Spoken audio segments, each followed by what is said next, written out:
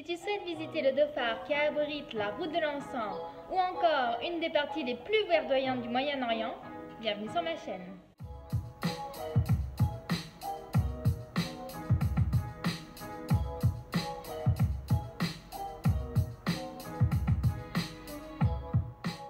Et oui, nous allons parler de Salalah. Salalah se situe au sud de Oman. Oman est un pays qui est entouré de 3 autres principaux pays: le Yémen, l'Arabie Saoudite et les Émirats Arabes Unis. Oman est plutôt un pays assez vaste et grand. Il est divisé en différentes parties. La partie qui nous intéresse est la partie Dhofar, dont la capitale est Salalah. Je vais d'abord me concentrer sur la ville, ce qu'il y a à faire à l'intérieur et après voir ce que l'on peut faire autour de la ville. Allez, c'est parti, commençons avec le point le plus excentré de la ville. Sur ce point, il y a le tombeau Isha Nabi. C'est pas forcément ce qu'il y a de plus intéressant à voir dans le pays, mais ça vaut le détour. Si on continue un peu pour se rediriger vers le centre de la ville, il y a la réserve naturelle. C'est la réserve de Kwarm. On pourra y voir plusieurs espèces d'oiseaux et un espace plutôt verdoyant et naturel. Et si tu as un peu de chance, tu pourras y voir des flamants roses. Tout à fait au centre, il y a le palais de Al-Hosn. C'est un des palais du sultan d'Oman, mais malheureusement, il n'est pas visitable à l'intérieur. Mais si on y fait un petit tour vers l'extérieur, on peut voir justement les coupelles et c'est plutôt typique et assez intéressant. Un peu plus haut, dans le centre de la ville, il y a le Gold Souk. Donc, il y a l'ancien souk et le souk un peu moderne, mais moi celui que j'ai sélectionné c'est vraiment le Gold Souk parce qu'ici tu pourras y acheter quelques souvenirs. Ce serait dommage d'aller à Salalah sans visiter une mosquée, car le pays est musulman. La plus grande de Salalah est la mosquée du sultan Qaboos. Si tu veux faire un petit tour dans un centre commercial, je te conseille le Garden Mall.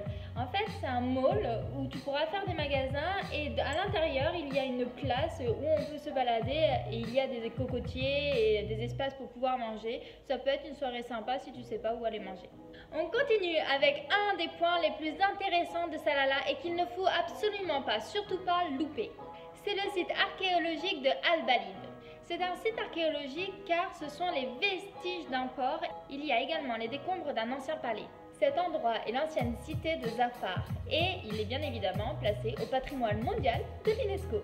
Pour finir avec le centre de la ville, il faut absolument passer au musée de l'encens. C'est ici que tu pourras découvrir l'histoire de l'encens et pourquoi Salalah est réputée pour abriter la route de l'encens. Une fois que tu as visité le centre de la ville, je te conseille d'être un peu plus curieux et justement d'aller un peu plus sur la première couronne de Salalah. Je vais donc commencer à gauche puis finir à droite. Ok, c'est parti et commençons avec la plage cachée de Shahat Fazaya. C'est une plage pas très touristique où les rochers sont plutôt originaux. Quand on remonte, il y a différentes plages pour Fazaya. Sur la carte que tu pourras trouver en PDF, si tu regardes le point 10 et le point 11, ça regroupe 2 points. Un qui est une plage avec les falaises en calcaire et l'autre c'est le Marnif Cave.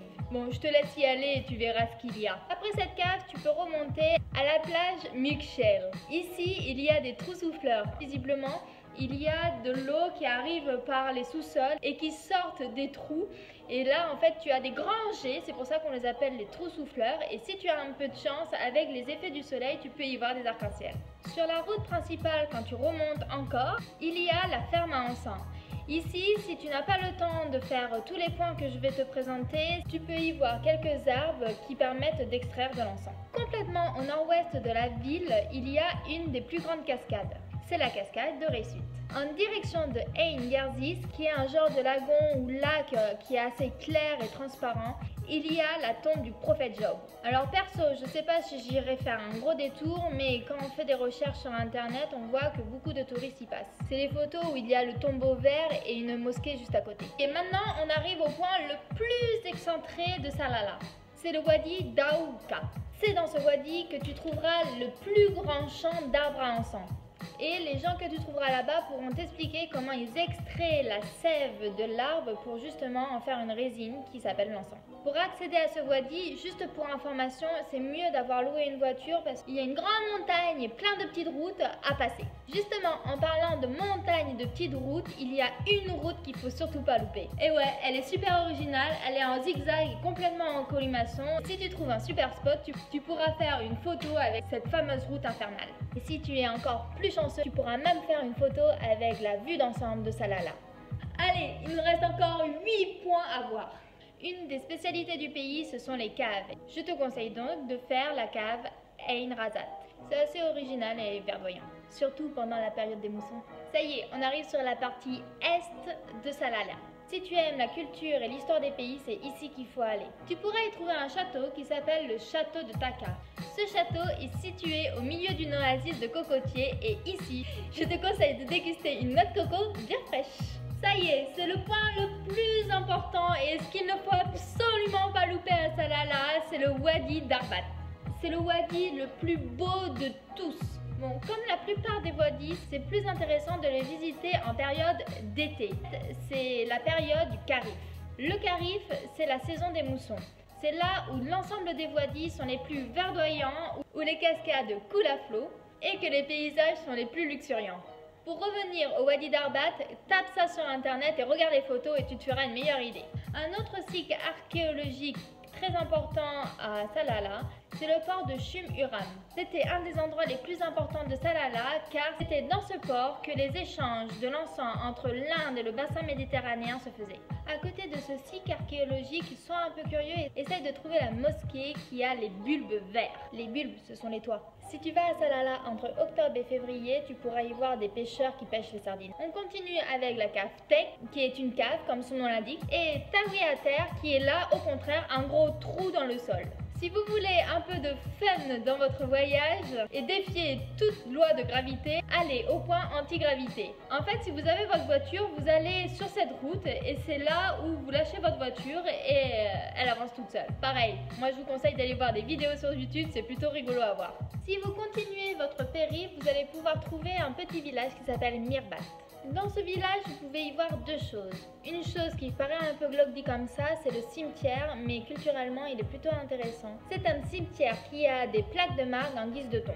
Ça, c'était pour les riches. Pour les moins riches, vous verrez qu'il y a des superpositions de pierres.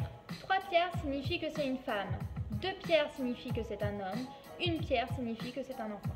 Et enfin, dans ce petit village, tu peux y faire un petit détour vers le port. Après avoir fait le petit port de Mirbat, il y a également un château pas très loin. Si tu veux le visiter, n'hésite pas à y aller. Je finirai avec 2 derniers points à voir, mais qui ne sont pas forcément touristiques. Ces 2 points, je te conseille de les faire si tu passes pas mal de temps sur Salalah. Ils sont complètement excentrés de Salalah, mais tu peux les faire si tu veux remonter sur Mascat et quand tu remontes au nord de Oman. Sur la carte que tu peux imprimer, c'est le point 26 et le point 27. Le wadi d'Ashuaïmia est un wadi que personne ne connaît mais qui est accessible via un escalier. C'est un peu désertique tout autour et il vaut vraiment le détour. Pour accéder à ce wadi sur la route, il y a un resort qui est en train de se construire. C'est le Junot Eco Resort qui est financé par l'émir du Koweït. Ce sont des petites maisons qui sont complètement typiques et assez originales à voir. Si vous passez par cette route, vous pouvez y faire un petit détour. Si tu veux découvrir Salalah dans toute sa splendeur, n'hésite pas à aller faire des nuits dans le désert. Le désert le plus proche s'appelle le désert Rub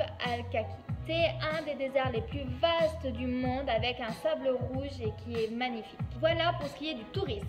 Passons info pratique. La meilleure période pour visiter Salalah, il n'y en a pas. Tu peux y aller toute l'année, mais il faut savoir que si tu y vas en été, ce sera un peu la période des moussons. Mais selon moi, c'est la période la plus intéressante parce que c'est le Kharif. Si on traduit, ça veut dire l'automne. Et c'est la période où c'est le plus verdoyant. Même si tu es un peu mouillé pendant ton voyage, c'est là où il y a le plus de choses à faire et les plus beaux paysages. En plus de ça, il y a un festival qui s'appelle le Festival du Kharif.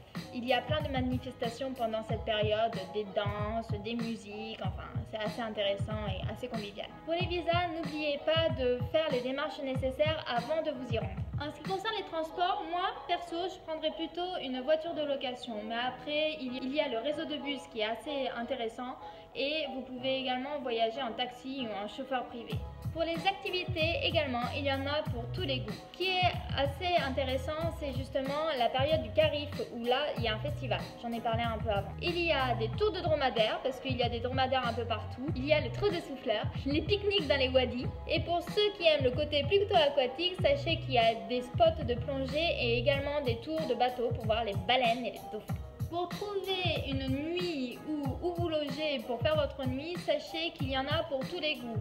Le camping est gratuit et autorisé et il y a des super resorts à 120 € la nuit. À vous de faire votre choix. Pour manger, je vous conseille 2 plats locaux, le mash boss, Là, c'est plutôt un biryani arrangé à la Omani et le Omani Halwa qui est plutôt très sucré. Pour ramener des souvenirs de votre voyage, il y a un panel de choix.